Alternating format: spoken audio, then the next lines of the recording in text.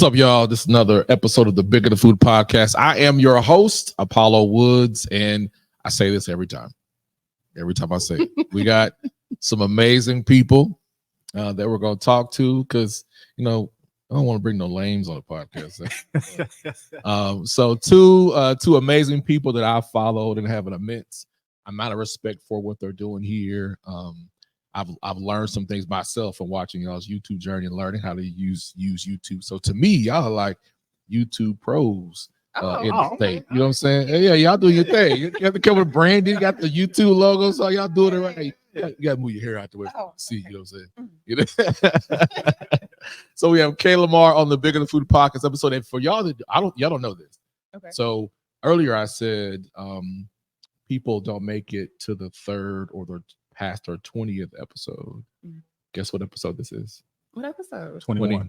Is it 20? 20. Hey. Nice. So you are the 20th episode of the podcast. That's how you official. Yeah, it's official. It's official. So I got you on the 20th episode. So welcome to the Bigger Than Food podcast. Thank you for having us. All right, so let's dive into it. So for people who may know you and may not know you, and so just introduce yourself. Just introduce yourself wherever you want to go with that. Just introduce yourself. So many places to go with that. Well, my name is Kayla. And my name is Marcus. And we are Kaylamar. Y'all practice this, huh? That's our little intro for YouTube, since we're pros a little bit.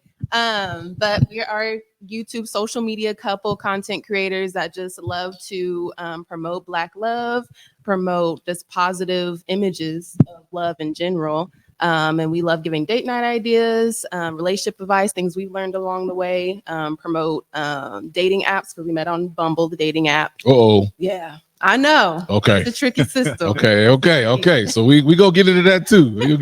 Okay. And yeah, what else do you want to say? For me, we just like to show people the realities of what it is to be a couple. We don't just put the perfect picture out there. Mm-hmm. We show the good and the bad. We talk a little bit about our background to get people in. Sometimes it stings a little bit when you put the story out there because the internet is undefeated. They're definitely going to come with the petty. But we just show our journey to show, look, sometimes we have good days, sometimes we have bad days, but in totality, this is what it is to love another Black woman or love a Black man. Yeah, and so for me, it's the depth of it. Just of course, it's the Bigger the Food podcast, but it's more than just about food. So I want to go back before the Kaylamar thing, right? Okay. So let's start with the Bumble. Let's go with the Bumble. Okay. So why did y'all choose to use Bumble as a way to explore dating options in Oklahoma City? Well, or Oklahoma. We met during COVID. Okay. So that's why I got on the app, because I was just like, it's COVID in these streets and I'm not trying to get sick. So let's use this dating app Bumble. And my sister was using it as well and getting, matches. So I was like, okay, she's working for her. Let me check it out. So that's why I started it. And I had pretty much the same story, but I was also extremely busy. I worked overnights, 14, 15-hour shifts. So when I get home, it's between 8 and noon, and then I'm going to bed, waking up at 4 o'clock in the afternoon. So I didn't have time to really get out there in the social scene. And then you add COVID on top of that. So it's the only way I had an opportunity to meet people was via Bumble. Yeah.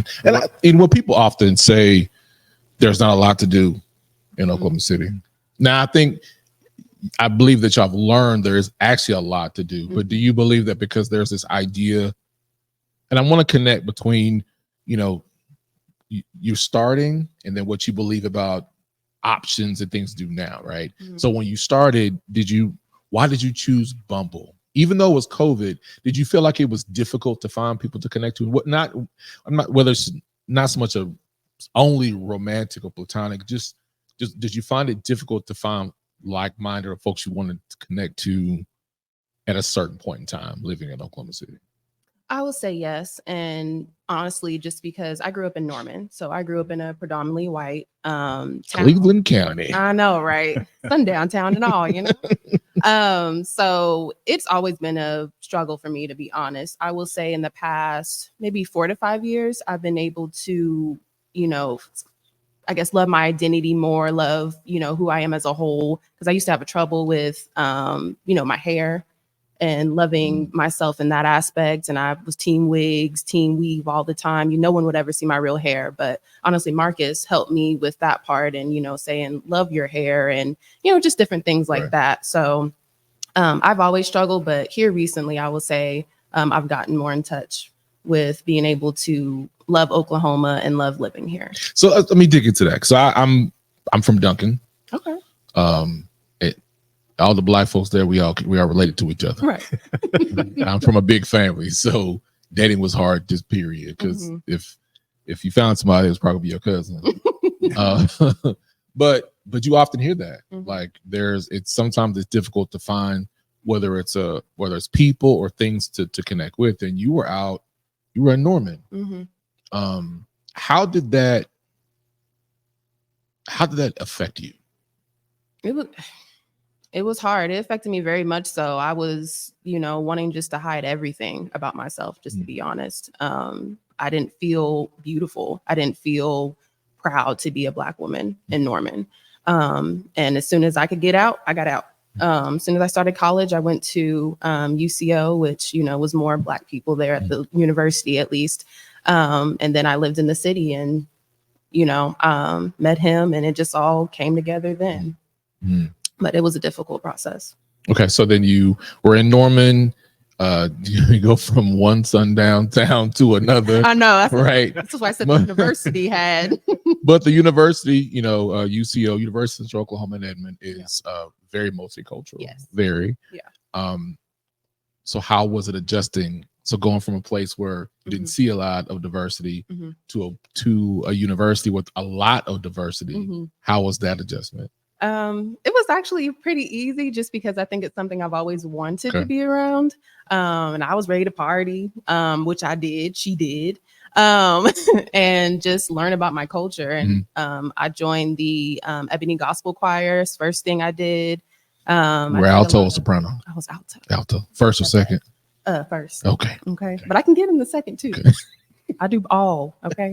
But I joined all the clubs I could, was looking at the Greek life, everything. So it was an easy adjustment, I would say, for me. Okay. Marcus, what about you? So I came. Are you from the city? I'm from Lawton. That's right. That's right. We talked about that. Yeah, you from the Lawton, OL town. Right. Yeah, just like Compton. 8580. Yeah.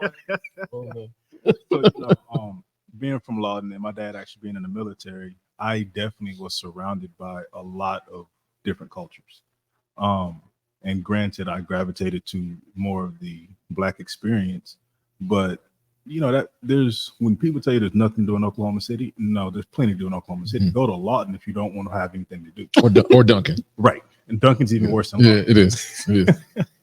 And so when I was out here, I always had things to do out because I'm, growing up in Lawton, if you want to do something, you just go to somebody's house and y'all just have house parties. So out here, it was like, there's always something to do out here. But when I started working and, working those long shifts and those overnight hours, well, that took me out of the social scene. So I had a lot of friends that were trying online dating, and I'd heard about Hinge and Plenty of Fish. And I'm like, yeah, I've listened to their stories. That's not what I'm looking for. I'm actually trying to do something, and I'm trying to be very intentional with who I find and who I pick. I'm tired of the casual dating. Yeah, I've done that for years. Yeah, and I think when I realized this. So when I graduated high school and then I moved to Tulsa to go to TU, I feel like it was the same. I just didn't want to go to where all my friends were going, which was OU and OSU. Yeah. But then when I moved to Houston, it was a culture shock. Yeah. Because this is going to sound real crazy. I didn't know Black folks spoke French because, again, I didn't know any Black people that spoke French other than they spoke a little bit of Spanish. I didn't know that Black folks were Catholic. I didn't know a lot of the layered things about Black people. You would hear it, like watching A Different World and watching the College Show back in the day. That was the example. But when you see it, and I'm at the University of Houston, and Texas Southern is literally right across the street, and you see this big melting pot, and then I go from that, and then I move back to Oklahoma. it became clear as day that just things were not what I was accustomed to. Right. So it did present a challenge. So now I'm coming from a place with a lot of culture, and I'm connected with other Black folks with different experiences, and I'm coming back and I'm like, but like you from Lawton, Oklahoma City, you see like there's all these things to do. Why are y'all not there? Right. Yes. So for the two of you, as you've like built the brand of Kaylamar, what have you learned in building this this brand that you probably didn't realize before you started? For me, I didn't think I had anything to say that people wanted to hear. Because coming from Lawton, I didn't think there was anything that made me stand out. Well, but before you get to on the business stuff, you as the let me rephrase that. What did you learn about yourself? Right. That's what I'm saying. Right. I thought my story was the same story as everybody. I didn't think there was anything unique about me. Okay. The only thing that I thought that might be unique was, okay, yeah, I majored in music and I played the saxophone, but you can only tell that so long before people get disinterested. Okay. I didn't think people would care about Marcus, the person, or any of the personal stuff. 'Cause I'm like, I'm not very well traveled as an adult. I mean, I was in Paris at 5. I was in Germany. That's interesting though, but how did you get to the place of thinking that you didn't have something that people wanted to know? Because you were in Lawton, military. There's a lot more diversity in Lawton at that time than it was where I grew up, and it was Lawton and Duncan. It's like 30 minutes from each other. If we wanted to go to the mall, we went to Lawton. Yeah. We wanted to go, that's where we went. We went to the mall in Lawton. That's where I got my haircut and all that stuff. So it's surprising for me to hear you say you didn't think that you had something that people wanted to hear. Well, for me, I was always the quiet guy, and I was always kind of like behind the scenes. Even though, yes, I was the drum major of my band. Well, that's in the band. That's in that social setting. Once I step out of that band room, it's like, okay, not the football player. I don't play a sport. I do play baseball, but I don't start. Okay. And my senior year, I only had 2 classes at my school. I was concurrently enrolled at Cameron University. Okay. So you're supposed to be big man on campus, but I'm actually a high school senior spending most of my time on a college campus. Okay. So for me, that pushed me even further back into the background where it's like, nah, you little guy, you got to catch up. Okay. And on top of that, I was also 16 years old. So my senior year, I was 16, graduated at 17. So I've always been kind of like a year behind. And so for me, my impression of growing up was, I'm that guy in the background. Nobody really cares. Okay. But then as I got older and started to talk to some of the guys I went to school with and found out that's not the truth. That's not the case, man. Like, we rock with you, but we kind of stayed away from you because you weren't about that life.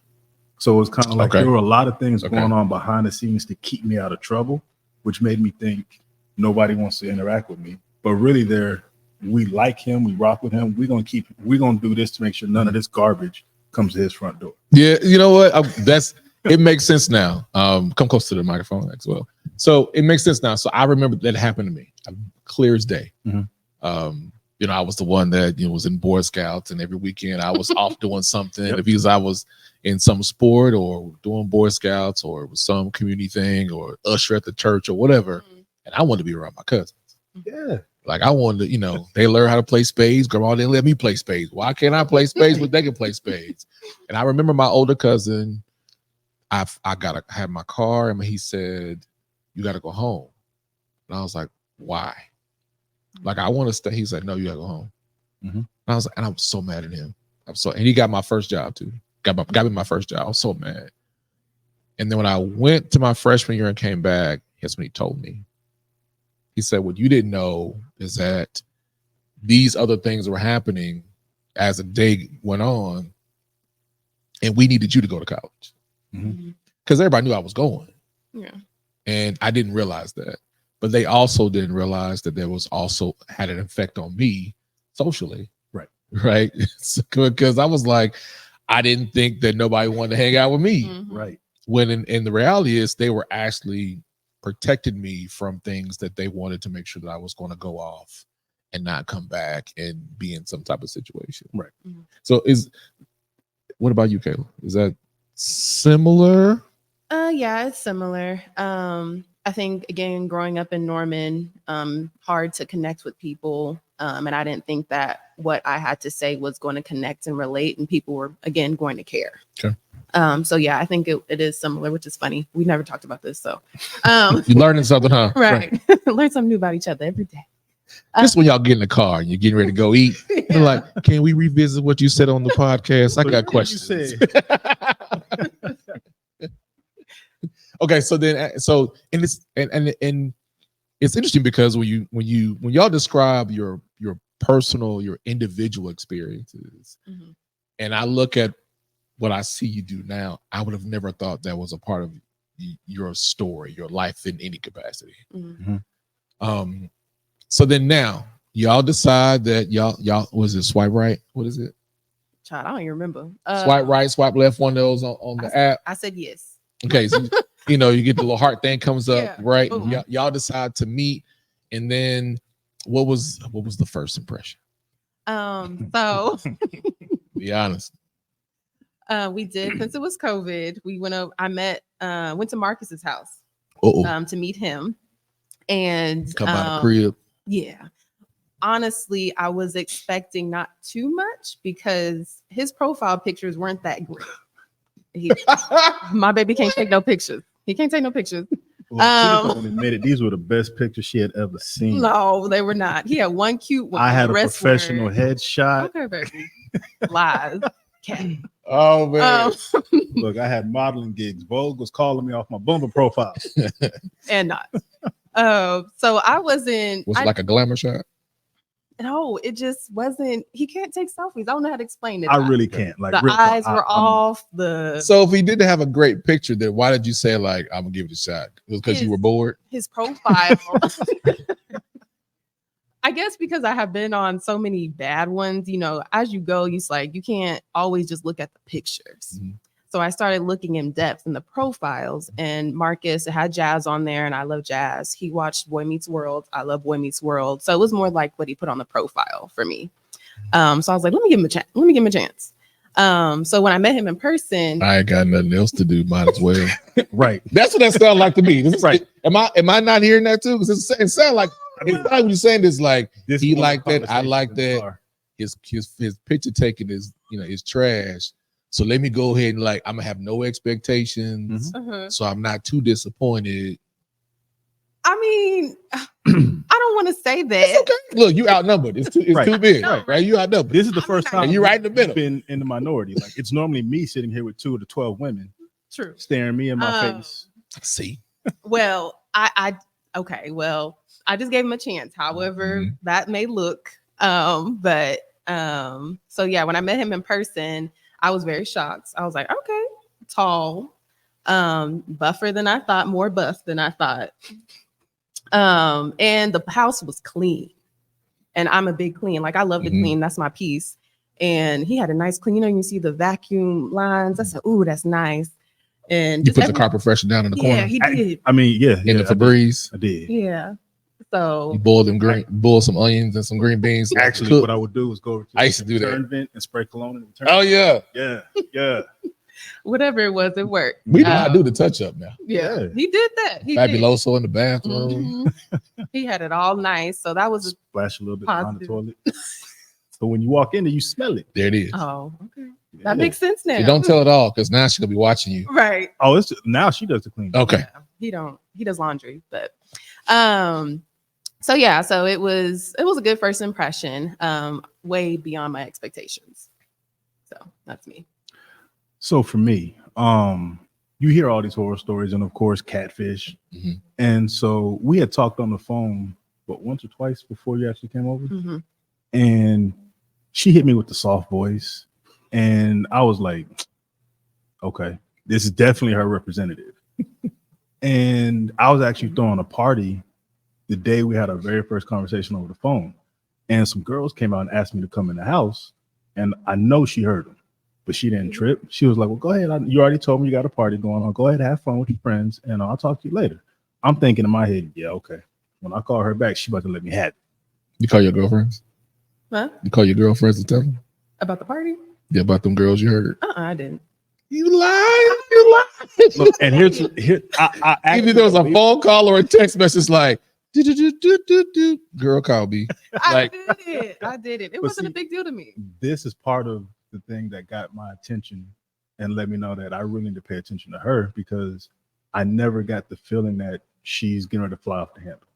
It always seemed like she was emotionally mature enough to understand the situation. Like, hey, he's throwing a party. He just talked to me for the first time on the phone. Why would he cancel his social situation? Mhm. And then we did have a pretty potential blow up where she had actually. So I was talking to a few other women on Bumble when I met her, of course, because that's what it's for. you know, y'all ain't committed yet. Right. Well, what ended up happening, one of these women was her sister's best friend. Mm-mm. And I called her my sister. Right. And so we hadn't met in person, but we'd been talking a lot, and we FaceTimed because it was her birthday. So FaceTimed her. Well, I met her sister on that FaceTime call. So then somehow, some way, they started talking, comparing notes. So I don't know what this is going on. She comes over. She was like, so I hear you know one of my friends. How? You're from Norman. I don't know people in Norman. And she was like, she said her name. And I was like, oh, yeah, I do know her. And she said, okay. And so I proceeded to tell her everything. And she said, okay, everything you said checks out. And I was prepared to just have the wrath of just an angry Black woman. But in that moment, when she actually listened to what I had to say, she wasn't accusatory. She didn't come in with, I got you. I knew you were out here being a dog. I knew you ain't good for nothing. None of that energy. I was like, oh, she's different. She's different. She's actually listening, and not listening just to have something else to say, but actually listening to what I have to say. And then when, oh, you're okay. All right, Kayla. So look, I gotta get from you.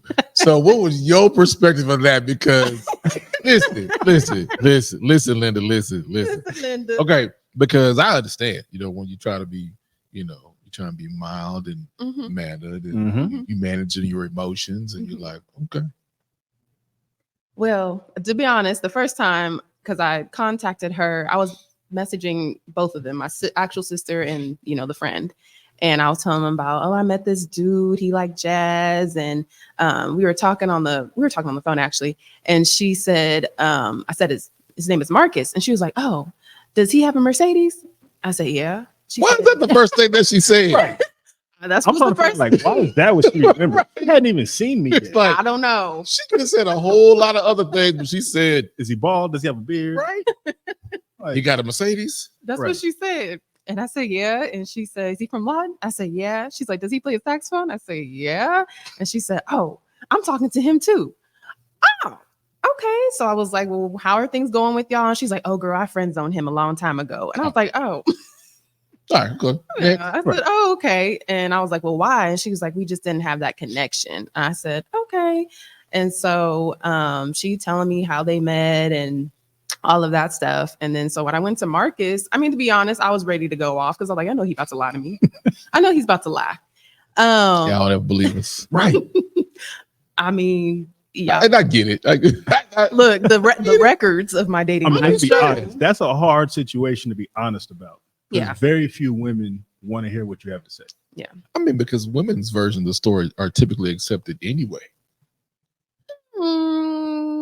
Okay, yeah, In- I guess so. You're right. Yeah. we ain't fast forward. So we go fast forward to the branding part. This Okay. the Kaylamar stuff, right? So when did y'all start to realize that? Well, how did this even start? How did this become a thing? Like, y'all were connecting.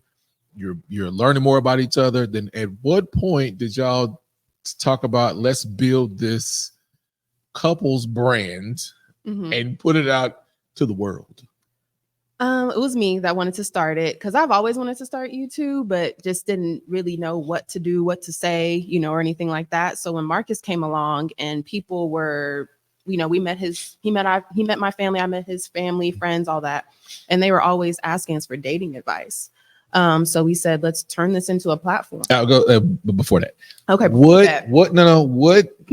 did y'all present? What did y'all do where people wanted to ask y'all as a couple about things? Individually is one, but what is it that what do you believe that people were drawn to you and wanted to ask you for advice as a couple? I think it was because of how things moved with us, because after we had met in person, we moved in with each other 30 days after that. Okay. So I think they saw that, plus our interaction with each other and just, I guess, our love.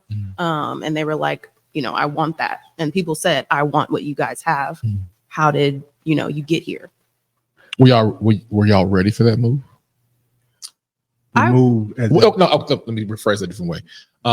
The meeting each other, and then within 30 days, you moved in together. Did you feel like it feels like the right thing for the two of you to do? Like you wanted to do that? I'll be honest. For me, brother, remember, if you have not said this to her before today. Oh no, trust me, I'm not gonna bring out anything that she already know. Because this is recorded, so I don't. Right. I'm not trying to have this show up as any evidence for any other future conversations. Okay. Now, so for me, I was thinking on two different planes. We spent so much time together when we first started dating, like literally every single day for at least 4 or 5 hours a day. And that's what got us to get to know each other. What a lot of people think was really quick, but I mean, if you spend that much time with somebody, you're definitely going to get to know them on a pretty intimate level. Well, she was getting ready to move out of her place, and she was about to move back to Norman, but she was working in Oklahoma City. Okay, me, that doesn't make sense. Why are you about to go live all the way in Norman and drive to Oklahoma City? You hate driving as it is, and I already know you're not good at waking up early. So I can see this potential being a problem for you. Right. So my thing is on that, let me give you a solution. Why don't you just live here? And the other thing that made me comfortable with offering her that was, I mean, we already rocking. You're already over here 4 or 5 hours a day. Okay, that's logical. That's as men talk, that's logical thought. Right. Very much so. So when he was like, hey, say baby, instead of you leaving, why don't you just stay? Get a perm. You don't have to have a temporary overnight bag. You got a closet. Right. What was that like? What was your initial thoughts of like, wait a minute, I just met this guy. We spent all this time together and he's asking me to move in. What were your honest initial thoughts in that invitation? Shocked, grateful, and just honestly, I had to put everyone else's thoughts or what they were going to say in the back of my head, because my daddy's a deacon, my mama's a Sunday school teacher. Wait a minute. Yeah, you had to go pay some tithes. Look. He had already met my parents. They loved him. I met his parents. I think they love me. You're right. Okay. And so no, my parents absolutely adore her. I was more worried in that aspect. Okay. So my parents always call me the wild child anyway. I do what I want to do, apparently. So they weren't surprised. They were more like, I don't like it, but you're grown. Yeah. So after I got that out of my head, I was excited. Oh, y'all go ahead. Keep talking. Keep talking. So that was my initial thought, was just what folks gonna say. And I had to just stop worrying about what other people thinking, and just do what I wanted to do, what my heart was telling me to do in my mind. Honestly, there was no worry in my head at all about it, because we were spending that much time and just got to know each other in a quick time. So okay, so then y'all do that. And so then when you started to get people asking you all these questions, you started to become these relationship gurus. But how were the conversations about, like, you know what? Let's do this. You mentioned you wanted to start a YouTube channel, you wanted to get on YouTube, but from a business place and building a personal brand, what were those conversations for y'all like, to then come up with a name, to think about like fonts, and to explore that entrepreneurship side together? What were those conversations like for you? A struggle. Just to be honest, I was not business minded at all. I was more like, let's just have fun and put it out there. And Marcus was like, this is business. And I was like, okay. Logical thinkers. Yeah. Right. And so I was like, okay. And he had to teach me how to have a business mind, because it was very much, hey, take off that personal hat. I'm not your boyfriend right now. I'm your business partner. And it took me, I would say, a good year to learn how to take that hat off and not take things personal from him when has his business hat on. Yeah. And vice versa. I was always looking at things logically and okay, since we're about to go into this business, we got to get this bank account, we got to get this EIN number, and she's like, I just want to record and have fun. Mm-hmm. Well, the beauty of that is she's the force to get me to just hit record and go. If you let me be in control of that, it might be a year before we hit record because I'm trying to get this taken care of. I'm trying to make sure we qualify for funding. I'm trying to make, you know what I'm saying? Mm-hmm. But she just like, nah, let's just hit record and go. See what happens. Okay. And you can definitely tell if you go look at our old content, you can definitely tell we just hit record. Yeah. But I think just getting started, and I tell people this, and I've listened to, Lamar Tyler is the person I watch all the time, every day. Mm-hmm. And he just says sometimes you just have to get started because you can think yourself out of doing something that could be really amazing, but there's many things that you don't know. You don't know what you don't know, but you will discover it when you get started. Right. So here the two of you are building this brand, and you initially have two different ways of doing it that could clash.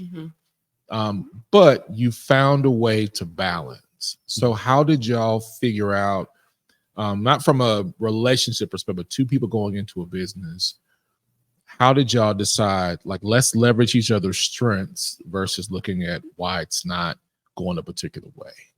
How did y'all communicate through that?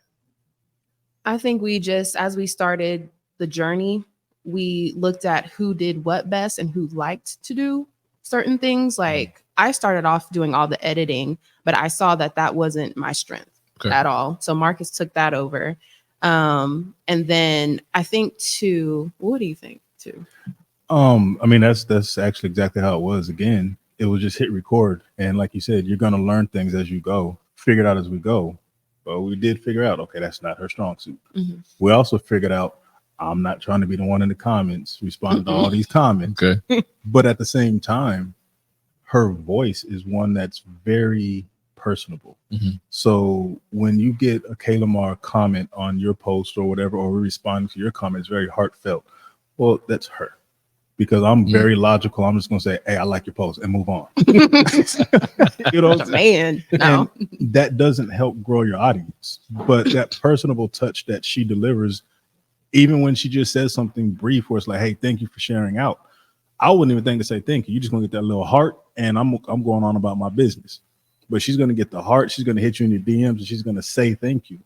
Well, that's that part that connects you to everybody. And it's like, okay, we see where that's definitely necessary, and that's helping us grow an organic, authentic audience. Mm-hmm. Whereas if it was me doing it, we'd probably still have 400 subscribers. So when you were in this journey of building this brand, what did you learn about yourselves?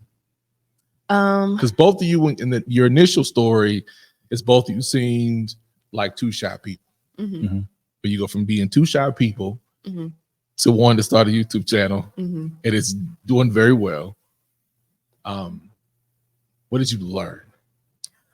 I learned that it is hard for me to not continue. Like when I go hard to the point where I don't put myself first.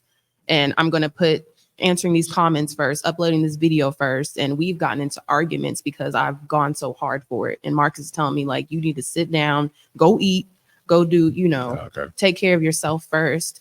And I think I would say maybe in this last year, I've learned how to, put things down and like, okay, that comment can wait. If the video doesn't get uploaded on this day that I want, what's going to happen if I upload it on Friday instead of Thursday? Nothing. So things like that I had to learn. So you had to relinquish some control. Yes. Right. Yes. Let me phrase it a different way. What did you uncover about yourself that you didn't know you had in you? Oh, I think my eye for content and angles and just how to deliver stories through content. I would say on Reels. I think I had the confidence for the YouTube, but with Instagram, TikTok, all of that, I didn't feel like I had the confidence to tell the story. But I'm really good at creating the story and pulling people in emotionally. So I would say that for me. Would you say that's something that, did you look at yourself that way prior to? Mm-mm. No. So this journey, this risk in entrepreneurship has brought this confidence out in you that you didn't necessarily see as much before. Yeah. Once we hit our first million viewed reel, I was like, oh, I can do this, you know? So that gave me a big boost. Okay. Follow up to that one. So once you started once the confidence is coming out and you're feeling really good, you're feeling yourself, you're smelling yourself. Yeah. Did you find yourself feeling more comfortable doing things that would typically be uncomfortable for you to do? Oh yeah, for sure. Yeah, that's all I can say with that. I did. Anything people are like, oh, why don't you try this, try that? And if it's on brand for us, I'm like, okay, you know. We went skydiving, stuff like that for content. Indoor skydiving, excuse me. You're right. Like, it's too windy in Oklahoma to go on skydiving anywhere. We went indoor skydiving for date night, just to showcase that idea and just things like that. And when people ask me like, hey, can you help me, you know, put together this reel, or can we have a call and you instruct me on how to, you know, leverage and build my brand, I have no problem. Before, I never thought I'd be able to do that at all. Marcus, what about you? Same question. So what did you uncover about yourself that you didn't realize prior to starting this YouTube channel? This is going to sound a little crazy, but I didn't learn a whole lot because my role in our channel goes right along with what I went to school for. I got my master's degree in jazz studies, commercial music production. Okay. So I'm not an audio engineer, as in recording an album, but I am our audio engineer. Okay. So when I had to learn, you know, color correction and color grading and all that stuff, well, that was kind of an easy pivot for me. Just an additional skill to pick up, because there's not a whole lot of difference in editing color than there is audio. A lot of the skills that you pick up, well, instead of using your ears, you're using your eyes. But a lot of those skills translate very well. And that's actually what helped me figure out our division of labor, because again, she's really good at the emotional thing and pulling people in. Okay, so you're going to cut up the video because you can create that story, that feeling with these images. I know that's not me. I can create the feeling through tying the music to the video. Okay. So I guess in a different way, would you say that then you learned how to, you're the person that, well, it would say that you learned how to accept, this is what I can do well, and this is what you can do well. Let me support, empower that part. Because I'm very good about, I'm not touching that. Because I'm not trying to screw that up. And there'll be times where she's like, well, what's your opinion? I don't have one. That's why I don't. That's smart. Because look here, let me tell you something. Let me look at the camera on this one. Fellas, just let it go. Yeah, I don't have one, because there's, in this, we're a 50-50 partnership. We don't have a third party come in and break up that tie.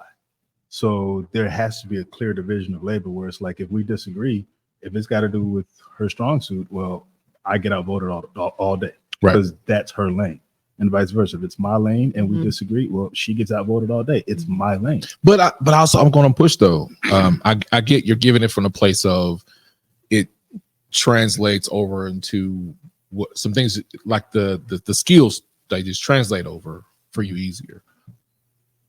But you still have had to uncover something about yourself in the process that you didn't truly understand in your process, in your journey in this. There had to be something that you're like, you know what? I didn't suspect that. I didn't think I would learn it. Oh, you know what? I learned something new in this process of building this business, or whether it's business, whether it's relationship, whether it's your leadership development or character or something. There's something that you had to uncover about yourself in this process that you didn't realize before.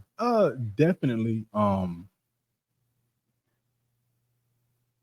The ability to relinquish control and be okay with it the ability to say I don't have an opinion, because I am a little opinionated, a little bit. No. Why y'all be like, what is that? But the ability to sit back and say I understand is a big decision, yeah, but also saying I don't want to have anything to do with it because I will screw it up. Because I have been the person in the past who be like, I don't care if it gets screwed up. It's my decision. I'm falling on my sword. This is what we're doing. But the ability to sit back and say, no, you got it. That's all you. I believe in you. That's why you have that. So how does that affect you then, Kayla? So you go from, you were talking about not having this confidence to having this confidence in a partnership. Hey, I want you to give me your feedback. And he ain't giving the feedback. He's like, look, you do that. Go ahead. One thing I don't have to worry about with Marcus, he's honest Abe. He will tell you the truth about anything, good and bad.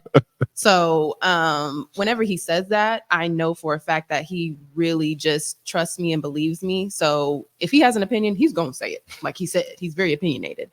So what that forced me to do was to learn to research and learn to, which is what he taught me. He said, research.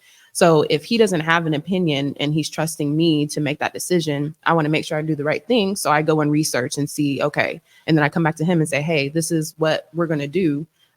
Here's the research that I found. And he's like, okay. So it really just made me a better business person. So how's it make you feel to know that he is essentially giving you so much credit and acknowledgement for this idea? This is something y'all partnering together on. And he's saying like, no, that's her. No, what you see is her. No, that's her voice. Hey, you got something you want to do, you go do it. How does that make you feel in this partnership? You about to make me come on now. Don't drop it. Well, ain't got no tissues in here. Hold on. I got find you a rag real quick. I ain't got no tissue in there. Yeah. It makes me feel real good because the relationships I've had in the past have been very much Michaela, shut up. Michaela, you don't know any better. You're a woman. You're a Black woman, because I've been in multicultural relationships before too, interracial relationships. But he has taught me so much to believe in myself and to speak up for myself. I say he's amazing every day, because I would not be a strong Black woman that I am now without him. And he rounds me out in so many different ways, business, loving myself, self-care, just everything. So I'm grateful for you for that, babe. I will never stop telling you that. I know I tell you a lot already, but it just makes me feel good because I haven't had that before. That's awesome. You still paying for his brunch after this? yeah, y'all be trying. Right. Okay. So the follow-up for you, Marcus, is how does it feel for you? I know men, most men's primary love language is words of affirmation. So how does it feel for you when she is reciprocating, like she's affirming what you've done to help build confidence in herself? How does it make you feel, as not as the partner in business, but as like the person, individual Marcus? How does that make you feel? I mean, honestly, it's hard for me to take, because throughout my life, I haven't been the one that's been showered with words of affirmation. So her coming to me, telling me all the time about how great I am or how much she appreciates this, I'm like, all right, you're doing too much. I've even actually told her, look, you compliment me too much. You gotta chill. So it makes you uncomfortable. Right. Because it's just, in my entire life, she's been the one to pour into me on that aspect by far the most. Most of the people that have shown their affection towards me have been, we're going to do stuff in behind the scenes, and he's not even going to realize we're doing it. But we love him, so we're going to make sure he's good. Well, that's cool, but I need to know. So I'm like, oh, okay. Because I might be like, you ain't never done nothing for me a day in my life. Right. And it's like, oh, that's kind of your fault, because you did all the stuff behind the scenes. I'm unaware of it. Right. Where here she is in my face telling me, hey, you neon signs, you this, you that, you this, right. You the man. I'm like, okay, chill. But I think that's something that I think often the people miss, how simple men can be. It's like having I'm a dog lover. It's like, no matter what, I could discipline my dog. I could be like, go sit, lay down, leave me alone, all that stuff. 5 seconds later, wagging tail, rub on the belly, all that stuff, and it's over. And that type of encouragement makes us want to do more. Like, and sometimes I have to check myself too. It's like, hey, you're doing this thing well. Go ahead. And I find myself pushing, like, I think you could do more because I want to see you do more. Like, go ahead. But for the other person, it might be too much, right? So, back on the side of the Kaylamar brand, when did y'all realize that this brand that y'all have uniquely built together, organically built together, is like, I think this is something? Like, do you remember that moment where y'all were like, wait, I think we got something here? That's kind of hard to pinpoint for me because I still feel like that sometimes, just because how we're just ourselves, you know, and we're starting with what we have. And I still get shocked by how much DMs we get. And I think that's the moment whenever people started DMing us on Instagram and telling us that, hey, this made me feel this way. And they're like sending me pages or paragraphs of their story and how that post made them feel and stuff. So I think that was the moment for me, because this the personal DMs and everyone just telling their business all openly, and you know, us having a conversation going back and forth. Like, I think that was it for me. And it's the same for me, just to see through Instagram how people respond to us. And I'm not gonna lie, the fact that we walked into it was someplace, where did we go? We were in Norman. And it was Juneteenth 2 years ago. And we were walking somewhere, and it was one of your friends, but they hollered out Kaylamar. Oh, yeah. And I was like, you know, because her family does that, but to me, that's family. Yeah. They don't respond to, they don't call us by our names, they call us Kaylamar. Oh, here but comes somebody Kaylamar. outside of the family calling us Kaylamar, it's like, I'm known by my brand instead of my name. And they had nothing but great things to say, and I'm so glad to get in. Like, that's still uncomfortable for me too. I was at a casino at the Hard Rock Casino in Tulsa, and I'm like, man, if I can get through the weekend and nobody say nothing, cool. It was the last day. Ain't nobody on the casino floor. It's the last day. And I'm like, all right, cool. And the next thing you know, I go into one part of the casino, passing the men's bathroom. I'm looking at the soda fountain machine. The guy goes, Black Eats. I was like, leave, man. Like, I thought I was gonna make it through. But then again, it also feels good to know that, you know, when you create something that has an impact on people, and then they start talking about experiences and telling you what they did, it makes you feel like all the things you probably second guessed, if it's the right thing to do, that it impacted somebody in some way just for trying, right? So with this brand, so just, I guess, to clarify, so what would you call Kaylamar's brand? Is it, like, what would you call Kaylamar's brand? How would you define it? Honestly, I think we're still trying to refine that and figure out what it is, because in the beginning we just did anything and everything that came to our mind. So we might do a cooking video, we might do a bowling blog, we might do just an Instagram challenge where it's like, what's that to do with relationships? Well, for us, we're doing it together, so that's what made it relationship stuff. But then people started to tell us what they saw us as, and then I was like, well, am I comfortable with that? Am I comfortable with that? Okay, I don't like that, so that's not us. Well, I don't like that, so that's not us. So, I mean, there's so many different facets to us as individuals that we try to squeeze in here, and we find out what works and what doesn't work, and we're still narrowing that down to figure out, well, what exactly is Kayla. But do you have to narrow it down? Because when people are telling you, they're responding to the marketing that you put out. So it's like it's branding. They're giving you back what you put out. They're interpreting it. So I don't think you have to niche it down, because what you're doing is you're showing experiences. Even for me, and you and I've talked about this, is when I look at what you do, when you're showing all these different opportunities for Black couples to do in Oklahoma City, and in the same city and state, people say there's nothing to do, and you're showing all these things to do. You're showing all these experiences.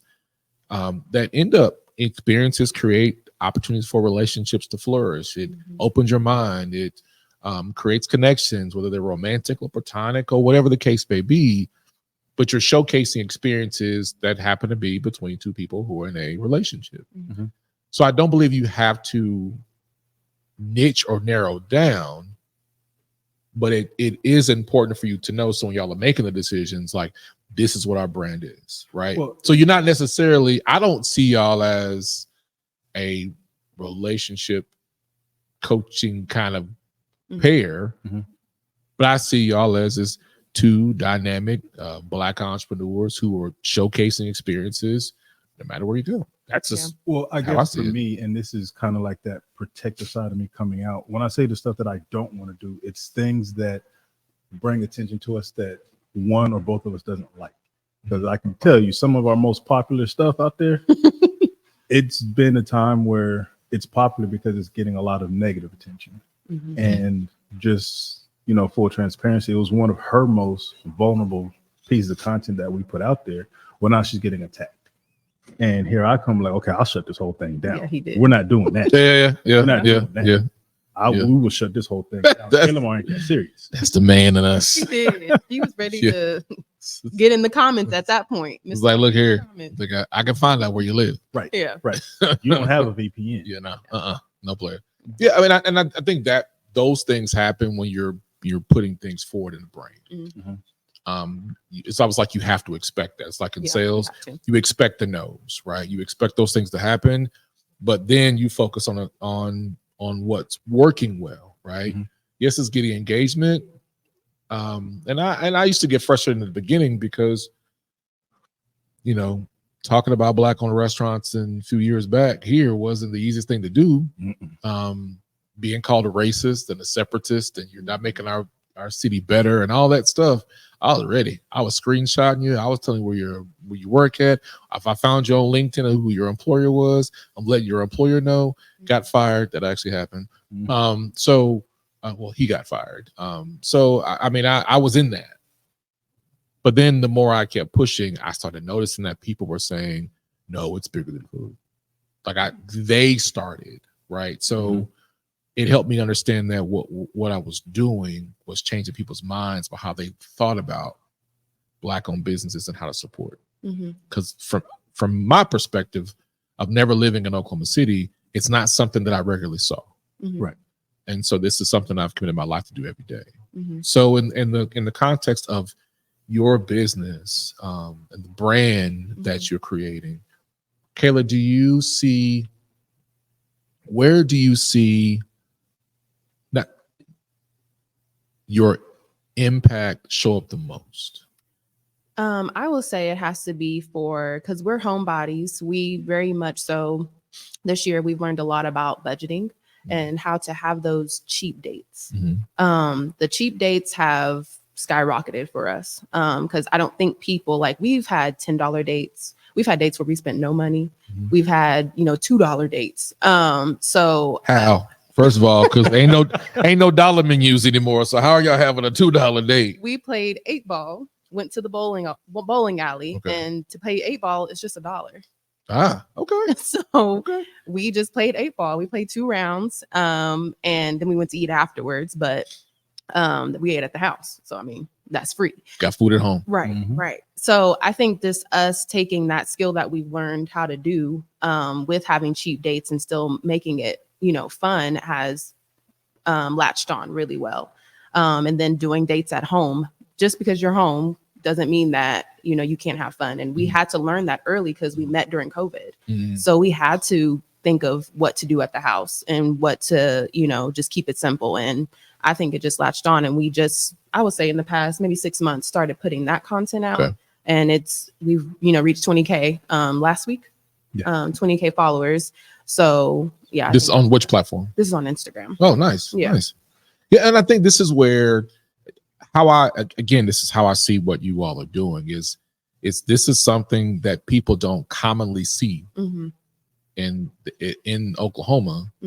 So to see that y'all are doing it consistently your way, and you're creating this allegiance of people who are deciding that you know what? Let me get out there and explore, because the reason why I'm not doing something or not trying, because I'm not trying. Mhm. But here, Kayla and Marcus are showing us there are plenty of things to do. So for the two of you, for people growing up in Oklahoma, they say there's not a lot of things to do, especially for Black folks. Mhm.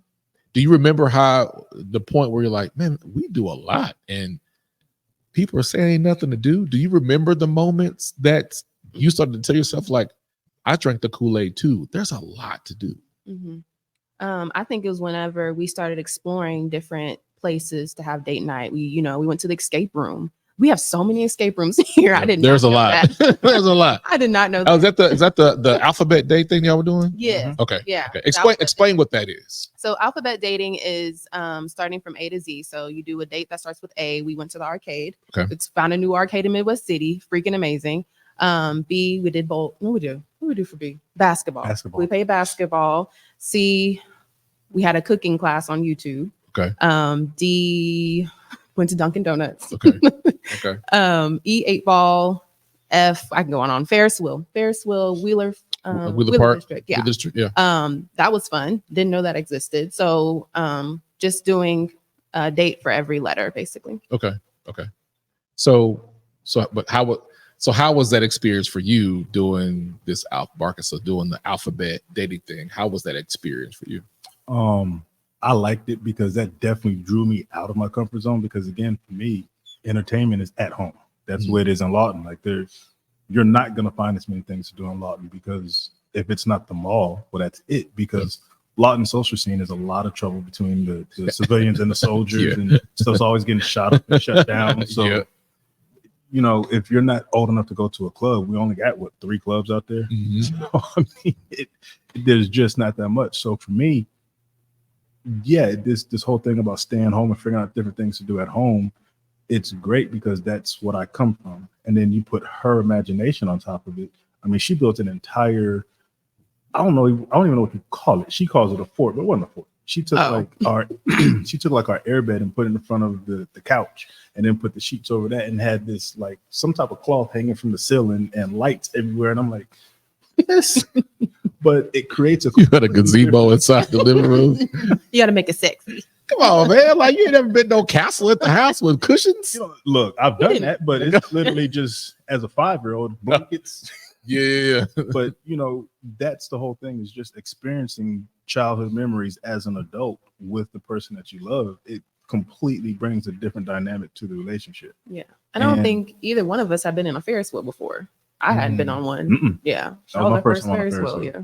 So when you hear people say, "Man, ain't never nothing to do," it's because you're not looking. How are your conversations now when you hear people say that? I tell them Google and just go outside. Look in your neighborhood, look up the street, because Oklahoma City is filled with things to do. It really is. And sometimes you just have to, go on like Wheeler District. I knew nothing about that, but they have a whole Instagram page about their markets and their different businesses they have there. We had no clue. Yep. There's a farmer's market. Yeah. There's a soccer field close by. It's right in the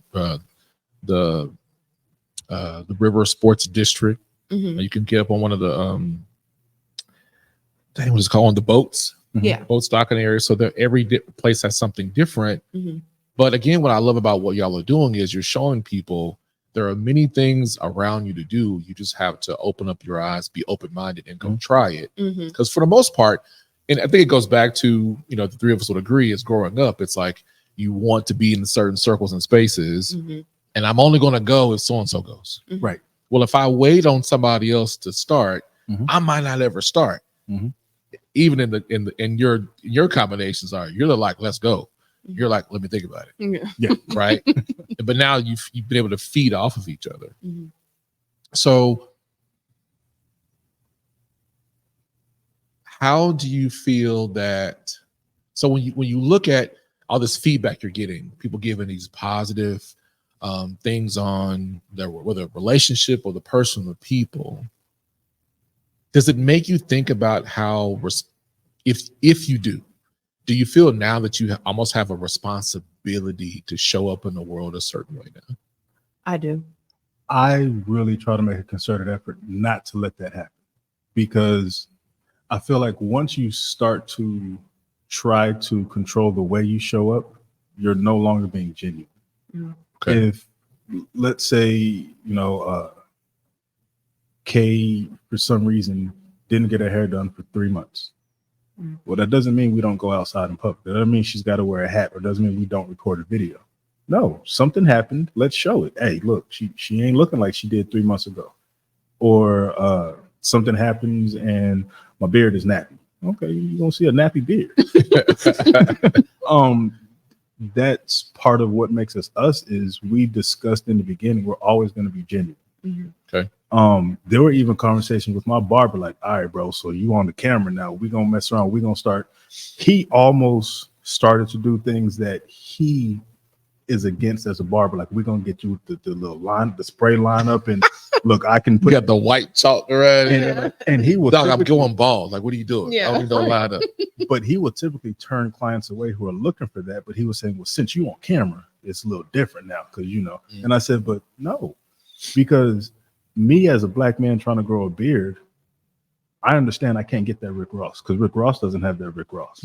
That's not natural. So I'm gonna show you, like, yeah, my beard ain't gonna be perfect. Like, so you're really big on things being as authentic and genuine as possible, and not being manufactured. Right. It doesn't sound like you're saying don't be aware of it, but don't present it if it's something that's manufactured that you can't keep up with, right? And so you were starting to say that now you're thinking about how you show up. So from your perspective, what does that mean for you? For me, I think of it less with appearance, because we both are on that aspect. Like, if my hair ain't did, it is what it is. It's natural, okay? But It's mine. It's mine, yeah, because I'm proud of it now, okay? So for me, I think of it more as in our personal. Hold on, wait. You said you're proud of it now. Yeah. I know. In that space of you saying that, tell me more about that feeling. Honestly, the first time that I was proud of my hair, what happened was I was washing my hair in the shower, and I don't know if you know the song Rough Ends, Someone to Love You came on, and I was thinking of it in the aspect of love yourself. Okay. Like, yeah, you want a man to love you. I'm glad I got a man to love me, but I need to love myself. So I was actually crying. I'm just a crier, y'all. Crying, and I woke up Marcus and told him like everything I was feeling, and I went and wrote it down and everything in my journal. So it's been a good feeling. And just the pride, like I wear my braids with pride. I wear my afro with pride, before it was long extensions, weave, all that, but now it's braids. Okay. We still do it, or my afro, whatever. Right. So it's been a great feeling. And I actually want to spread it to as many women as I can, and males, if they don't feel that way, because it's not a good feeling not to love yourself. Right. I agree. So then to continue on what you were elaborating on and how you show up, when I was asking, what's your thought process on now with all that's been coming you all as well, that's great, this is coming your way, and the impact that you're making. Elaborate on how you are becoming more conscious on how you show up now. I always want to, I guess, show that pride, because before, when we first started, like, you could tell that I was self-conscious. You could tell that I wasn't confident. And I always want to make sure that, I'm being, like Marcus said, genuine and open. Like, before, I was afraid to share my story about anything. But now I'm like, if no question is, off limits, I'm going to tell you. Because it's my story and I'm proud of it. Before, I was wanting to hide everything that I, was with, what I dealt with. But now I'm like, because it's going to help someone. That's what I've seen. So I want to go back to at the beginning of this conversation. Both of you said, I definitely heard it from you, and I think you may have said the same thing, along the lines of you didn't believe that you had something people wanted to hear. Talk about how this journey in entrepreneurship has changed how you think about yourself now, and how you seem more willing to share things. Talk about those differences. Well, not differences. Talk about that moment, that journey from you saying that you didn't think you had a story to now you have one and you're willing to share it. I think it's whenever, for me, I started focusing not only just on the brand, but realizing that, I am part of that brand and how I have to take care of myself, when I started taking care of myself, that's when the confidence in the brand started building as well. Because, we always say, like, if Kayla and Marcus aren't good, then Kaylamar's not good. Mm-hmm. So we always make sure to focus on ourselves and our relationship first, then the brand. And I think that's how, we've become so open because we worked on ourselves. Yeah. And yeah, it's, for me, understanding that you may not have had the flashy life. You haven't had the excitement of being in a gang or selling drugs and cops running you down. You're so You haven't had that, but there's a lot of people out there that haven't had that. So they don't relate to that. They're not looking for that. They are looking for the guy that's quiet and just sits at home and is looking for somebody just to spend their life with as a companion. People do want to hear that. People do want to know, oh, I can be me. I don't have to put on this air of being this flashy, flamboyant person. Right. I can just be regular, degular me, and I can still find somebody that's going to love me for that. The realization that there's plenty of people out there that have that story is what got me the ability, the confidence to say, yeah, we can put this out there, because I don't want that person thinking that nobody cares about them to continue thinking nobody cares about them. You can find somebody that loves you and likes you and absolutely adores you and your quiet self. Right. Yeah. And I think there's, it does take experiences to find ways, how do I show up as me? Because, and even then that will likely change again as you are constantly pursuing becoming the best version of yourself. And that also comes with, maybe people you've known for a long time are no longer a part of that space, so you peel off a lot of things and they have some feelings about it, but that's okay. That's on them. That's not on you. And as you start to pursue the better versions of yourself, somebody's watching you and they actually want to see more of you.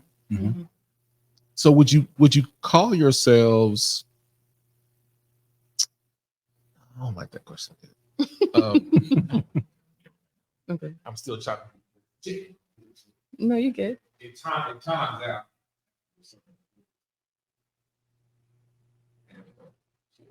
Okay, so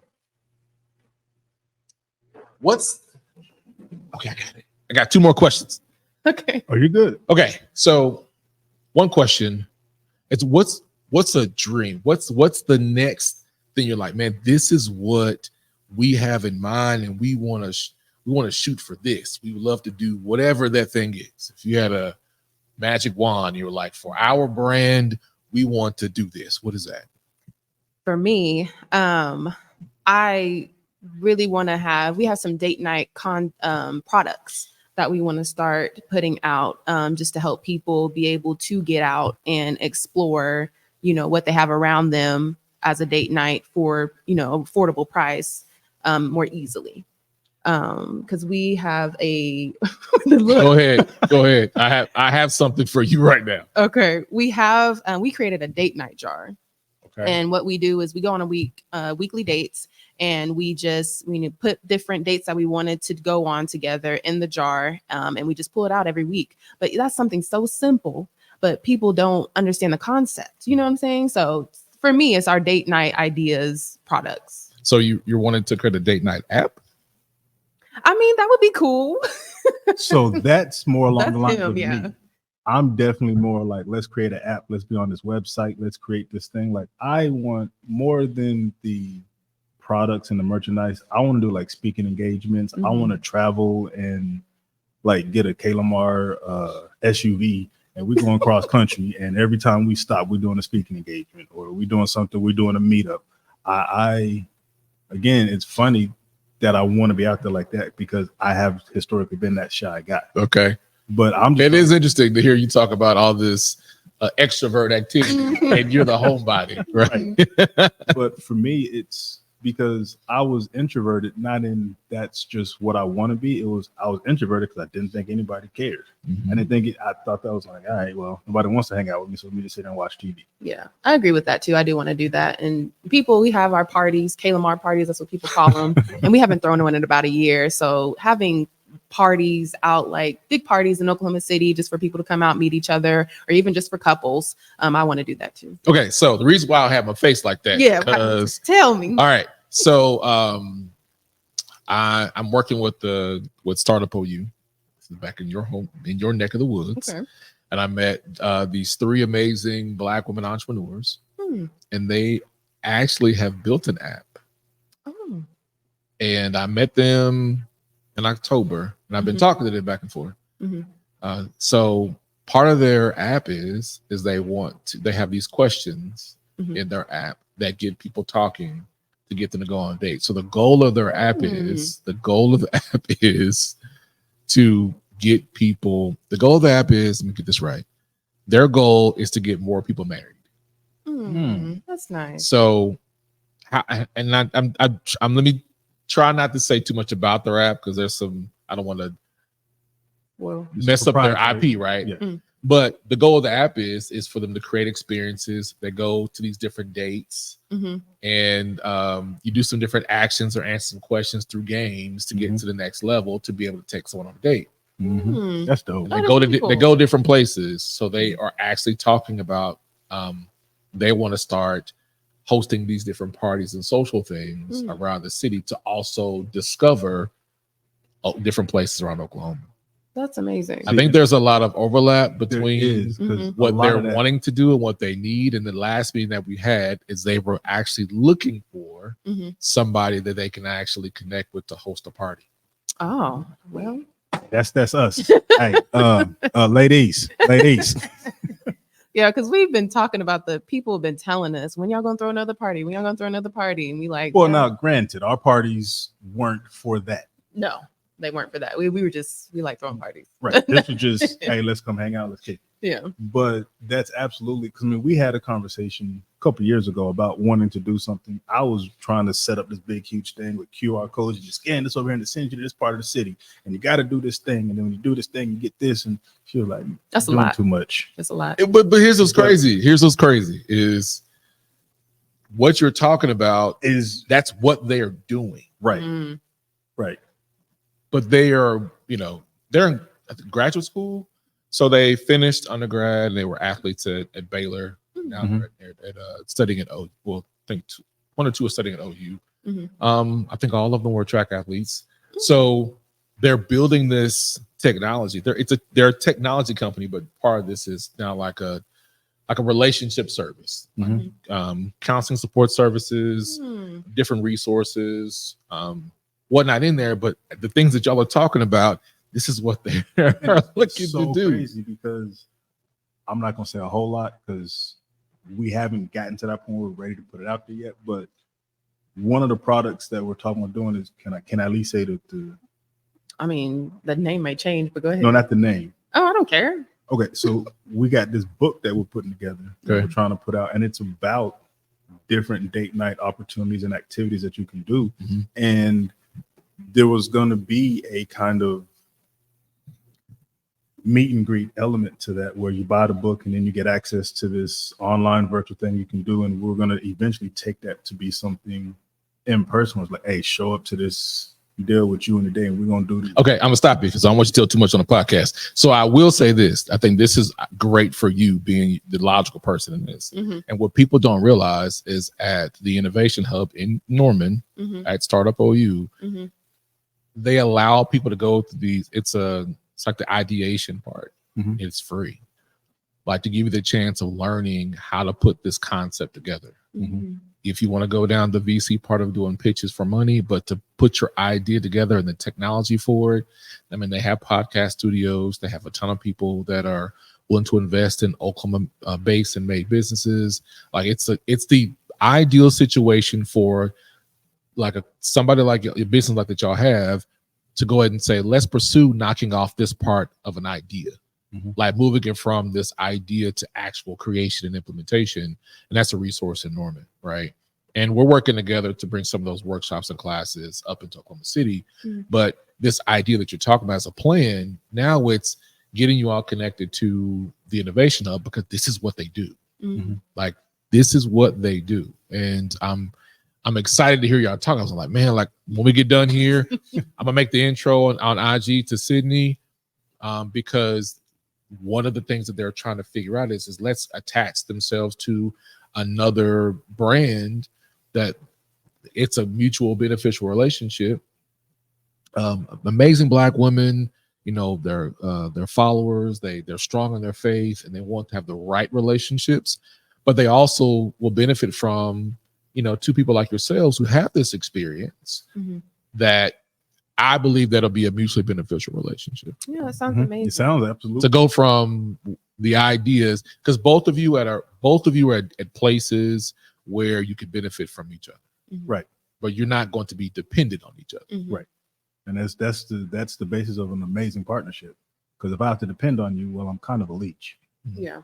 But if we both benefit from each other, well, your strengths are my weaknesses, and my strengths are your weaknesses. Yes. What partnerships are built on. I'm glad I changed up and asked that question. So because I really enjoy making these connections, because I firmly believe there's a lot of amazing talent like in Oklahoma. There's a lot of amazing Black entrepreneurs that are here that just need to be able to connect more. They need to find places to be able to thrive in, because things are scattered. It's not just a Black people issue, just in general. There's not a lot of places to connect and intersect, which is why the work that y'all are doing is so amazing, because you're giving people a reason to connect.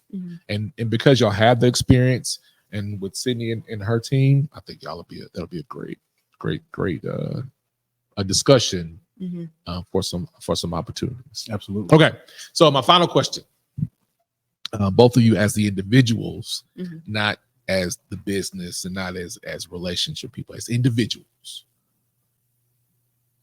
why are you proud of yourself? Go ahead, Mike. I'm definitely proud of myself, because over these last 3 years, I've done things I never would have been comfortable enough to do. I've done things in these last 3 years that I've never been comfortable enough to do, but because I've done them, they've allowed me to grow as a person and see the world differently. And there's things that I'm thinking about doing, and I never would have been able to have that impact. So people that will possibly benefit from what I'm getting ready to do and what I have done never would have had that benefit. And again, I think there's a segment of the population, especially the Black male population, because, you know, we're a very macho, bravado, we got to be flying flashy at all times. It was like, no, not really. No, just be you. Be you. And you'll find a woman that appreciates you for you. And I can tell you, the bond that Kay and I have, I don't think I would have attracted her had I been that flashy, bravado guy. Had I been on my Bumble profile talking about, yeah, girl, you know you see it. You know you see it. Look at the beat. Or you holding the fish in your profile picture? You know what I'm saying? Like, you hold one of them largemouth bass you know, from Lake Murray in the picture. You know what I'm saying? With my little farming hat on, and, you know, with my flannel. Farmers.com. Like, nah. Or like, it's me and like 5 dudes at the club holding up bottles. Yep. Like, nah. Empty ones. Right. Hey, go get that out the trash real quick. Let's take this picture. Right. You know what I'm saying? I mean, I'm proud of me for getting out there and just being true to who I am, and not allowing the trappings of the internet to pull me somewhere that I'm really not supposed to be. Love it. Don't cry. I feel it. You don't I feel know it. me. I feel it. I feel it. Don't It's a be. little glossy on this side of y'all over here now. I'm proud of myself for just being okay with being me, in all aspects, and just for discovering my talents and expanding upon those and using them to help others. Yep. I really do love helping other people, and you know, sometimes before you start helping other people, you got to help yourself. And so I'm proud of myself for putting myself first, and you know, letting Marcus lead and trusting him, and which was easy, but what am I trying to say? My head I'm trying not to cry. Letting Marcus lead and being okay with following, because I think women have an issue with that sometimes. Sometimes. And Marcus definitely shows that he is the leader, and helped me along the way. So why are you proud of yourself again? I'm proud of myself for being okay with being me.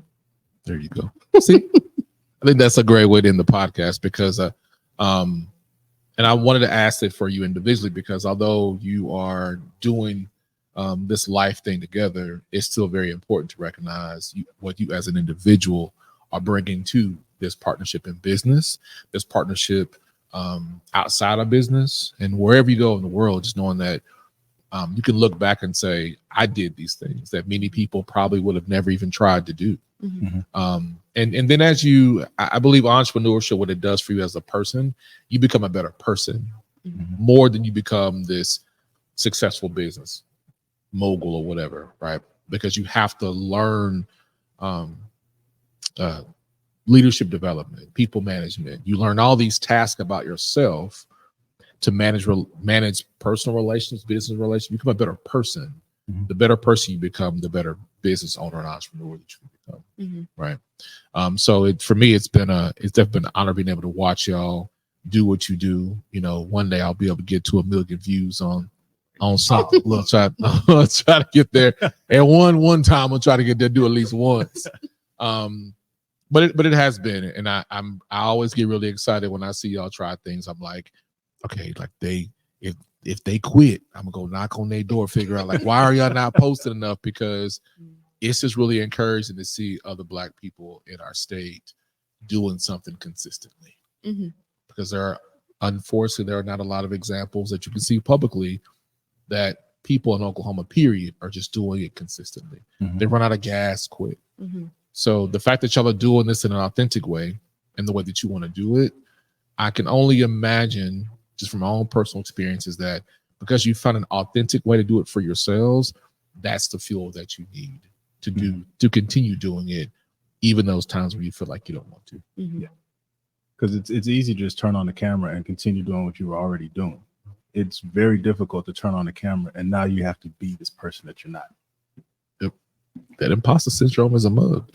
So, well, thank y'all for joining us. This is episode 20 of the Bigger the Food podcast. We made it to 20, y'all. We made it to 20. I'm going to go ahead and say it. We are now in the 1% of podcasters. And so I just really enjoy y'all coming on and sharing your story individually, talking about the brand and the business, some things that I learned. And I would say the one thing I learned from listening to y'all today about your business is that you've continued to show up. You've continued to show up and just continue to do it every day and be true to why you're doing it. And I think that's a great reminder for anyone listening. So this podcast can be found on YouTube, on Facebook and Instagram, but go to our YouTube channel. So we don't have the 40,000 followers that y'all got on YouTube. See what I'm saying? So we don't have any on YouTube either. You know I'm saying I'm still trying to break 400. So if y'all would just go to our YouTube channel, that is the @ Bigger Than Food, as we have continued to grow, and like this video and share it. So if people want to find Kaylamar, how they can follow and support you on your journey. On IG, it's Kaylamar, KaylaMar 0512. Same on TikTok, and on YouTube, it's just Kaylamar, KaylaMar. Don't forget about Threads. Threads. X. I'm joking. We're not on X. Threads is the same. Well, thank y'all for joining us on this podcast. Please make sure that you like and subscribe this podcast on YouTube, and we will soon be having all these podcasts on our audio version on other platforms. But until then, we'll see y'all next time for another episode of the Bigger the Food podcast.